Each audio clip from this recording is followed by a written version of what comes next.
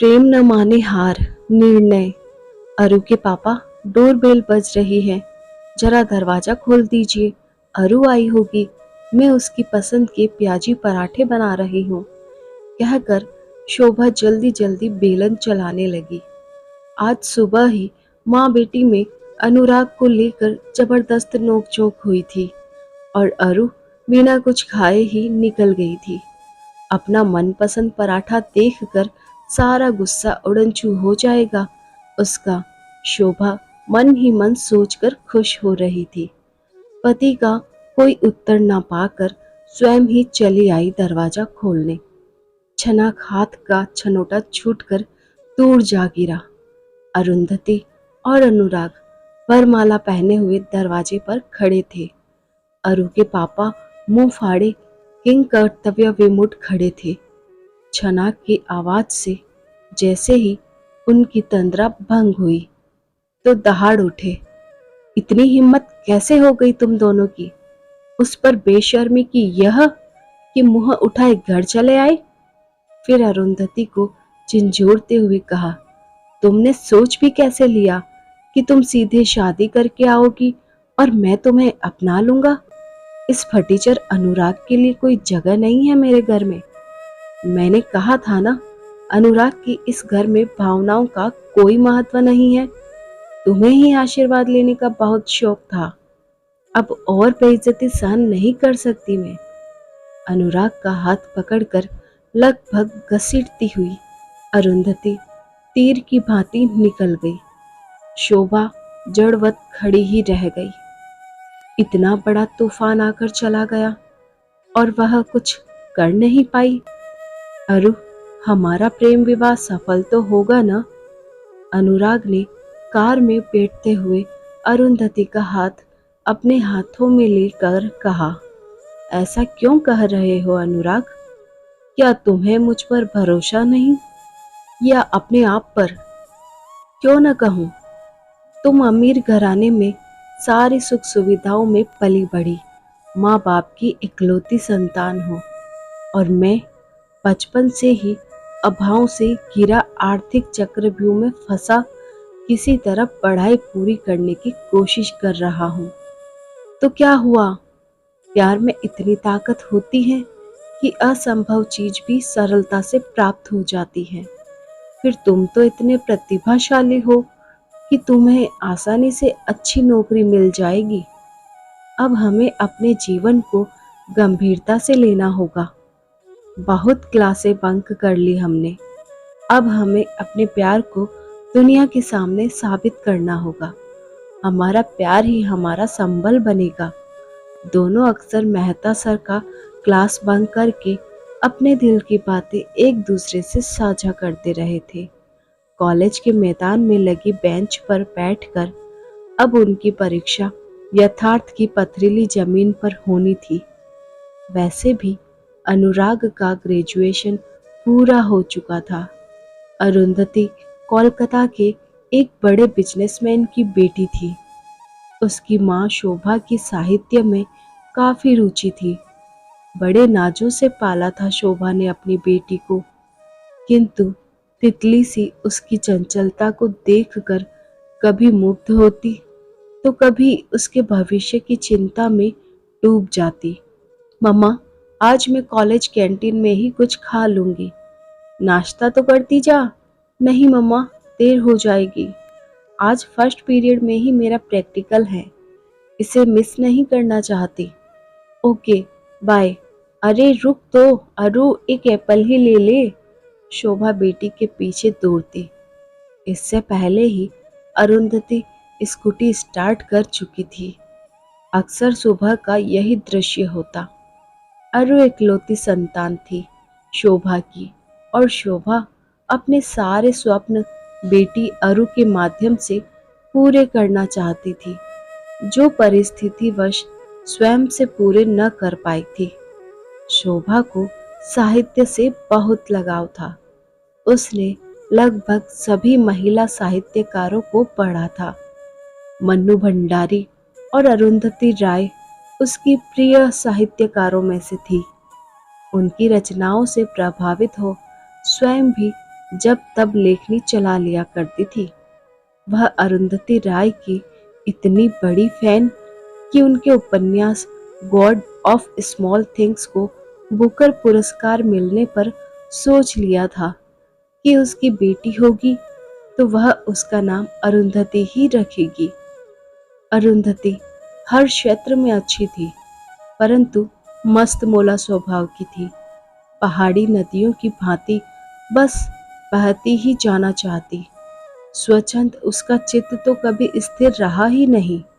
यह स्वभाव स्वयं उसे भी कभी कभी असमंजस में डाल देता था। मम्मी पापा की तरफ से पूरी आजादी थी कि वह जिस भी क्षेत्र में कैरियर बनाना चाहे वे उसे हमेशा सपोर्ट करेंगे। परंतु अरुंधति ठहरी चंचला। कभी विज्ञान अच्छा लगता तो कभी अभिनय, कभी पाक कला सीखने की कोशिश करती, पर मन उबने पर खेल का मैदान दिखाई देता। वह कबड्डी बहुत अच्छा खेलती थी। मम्मी पापा के समझाने पर उसने विज्ञान विषय लेकर कॉलेज में एडमिशन ले लिया था। शोभा जानती थी कि अरु जन्मजात प्रतिभा संपन्न है और जिस क्षेत्र का भी चुनाव करेगी उसमें अच्छा ही करेगी। परंतु अरुंधति की किस्मत तो कुछ और ही थी, जिसकी कल्पना शोभा ने कभी नहीं की थी। कॉलेज में एक लड़का था अनुराग, जो अरुंधति से 2 साल सीनियर था। उसका धीर गंभीर स्वभाव अरु के मन को भा गया। स्कूल के अनुशासित जीवन से निकलने के बाद कॉलेज का उन्मुक्त बिंदास जीवन यौवन की गलियों में पहला कदम हर किसी को एक सतरंगी दुनिया में ले जाता है, जहां वह किसी का हस्तक्षेप पसंद नहीं करता। अरुंधति ने अब तक का अपना जीवन अपनी शर्तों पर जिया था।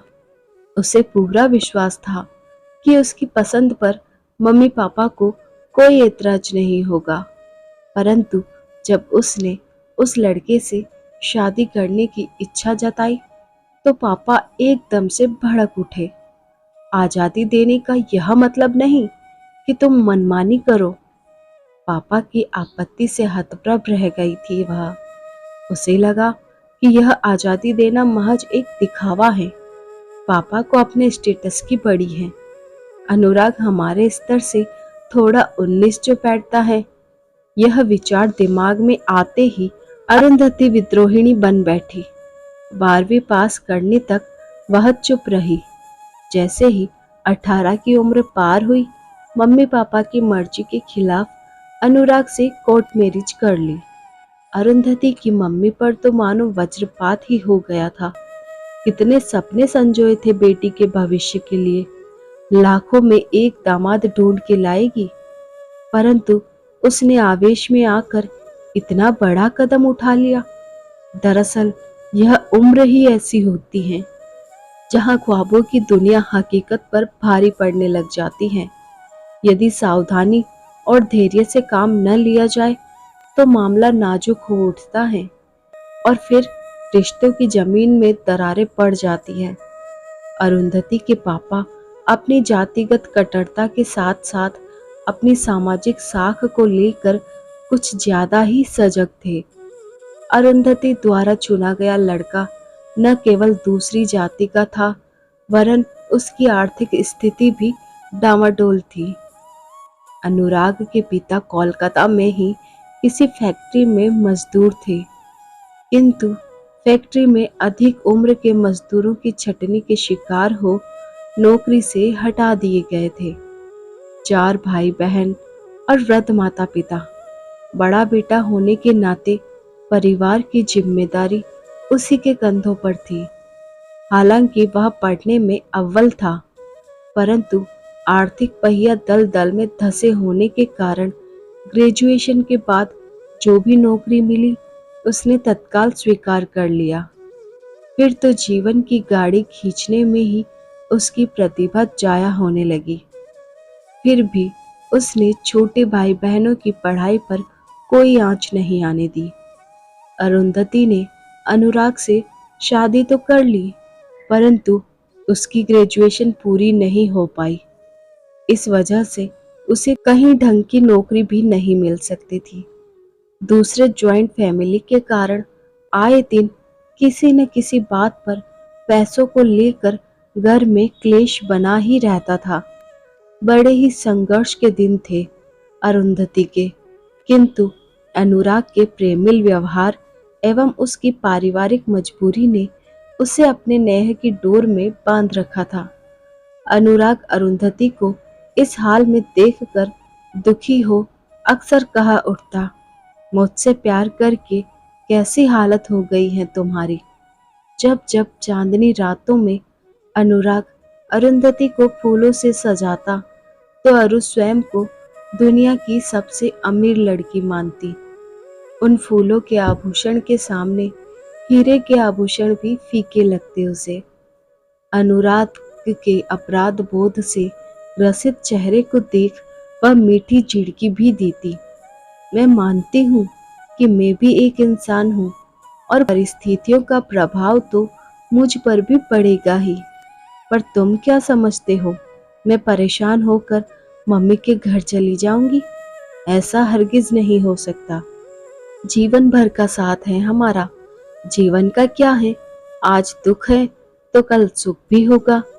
इन बातों से अनुराग निरुत्तर हो उठता और परिस्थितियां संभालने के लिए अपने प्रयास तेज कर देता।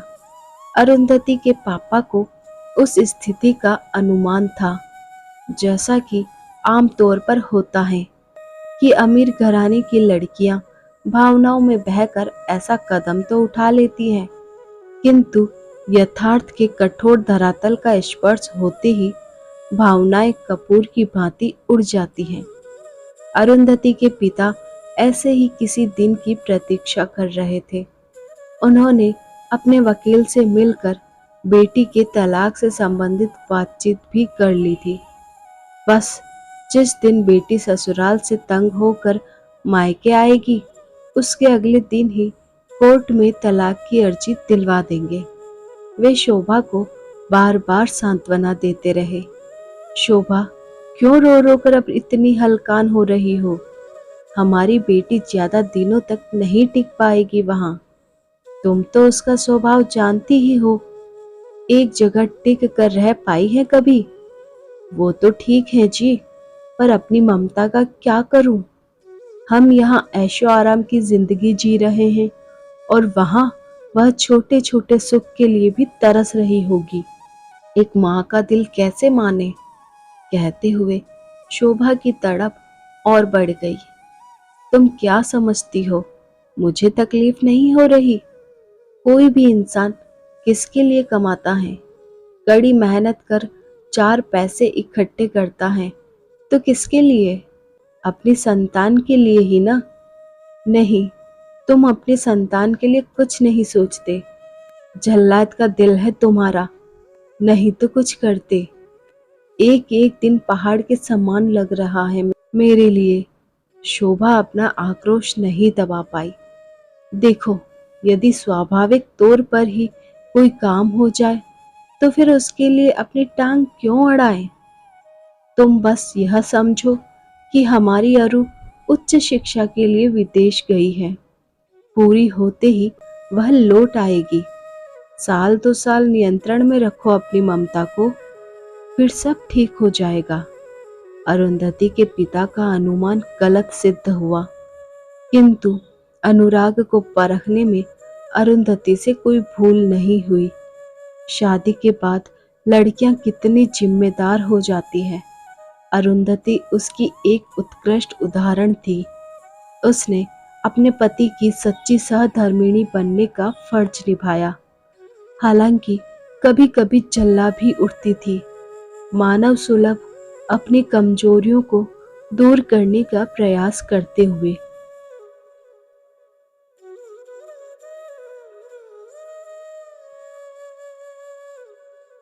अनुराग और उसके परिवार को संभालने की कोशिश करती रही। शोभा किसी न किसी बहाने बिटिया की खबर लेती रहती। फोन करने पर अरुंधति कभी कभार ही रिप्लाई करती। स्वयं कितनी भी तकलीफ में रही, पर माँ को इसकी भनक भी न लगने दी। कभी किसी चीज का रोना नहीं रोया। शोभा समझ ही नहीं पा रही थी कि जो उसके महल्ले से अनुराग की आर्थिक बदहाली की जानकारी मिली वो सही है या बेटी के साथ वार्तालाप में मिली संतुष्टि की महक वास्तविक है। ममता के मोह में अंधी होकर बार बार कुरेदती रहती, तरह तरह की सुख सुविधाओं का लालच देती। शोभा की मंशा सिर्फ यही थी कि उसकी बेटी को अभावों में न जीना पड़े। अरुंधति को बहुत बुरा लग रहा था कि जहां माँ बाप को अपने बच्चों को परिस्थितियों से जूझने, संघर्ष करने और धैर्य से उसका सामना करने की सीख देनी चाहिए, वहीं उसके माता पिता मैदान छोड़कर भागने की बात कर रहे हैं, कायरों की तरह पीठ दिखाने की बात कर रहे हैं। इस सोच की प्रतिक्रिया स्वरूप उसका मन विद्रोह कर उठा।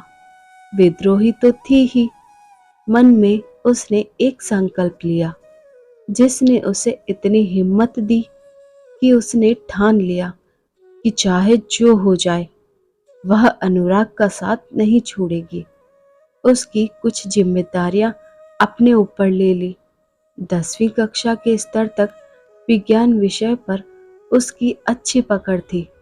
उसने प्राइवेट ट्यूशन लेना शुरू किया।